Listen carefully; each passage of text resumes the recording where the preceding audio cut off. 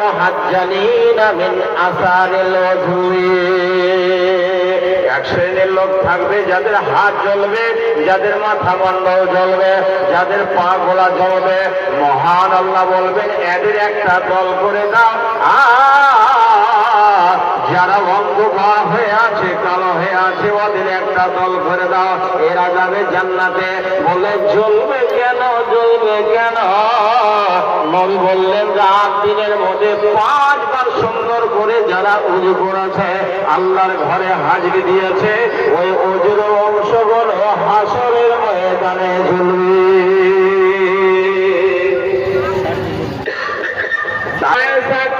বলছেন হুজুর, হাসরের ময়দানে কিয়ামতের দিন আপনি কি আত্মীয় স্বজন, নিজের ছেলে মেয়ে স্ত্রী বলে স্মরণ করবেন?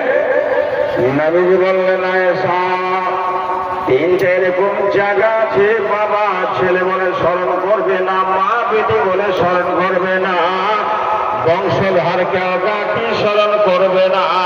3টা জায়গা হলো ইন্দাল মিজানে ওয়া ইন্দাল কিতাবি ওয়া ইন্দাস সিরাত।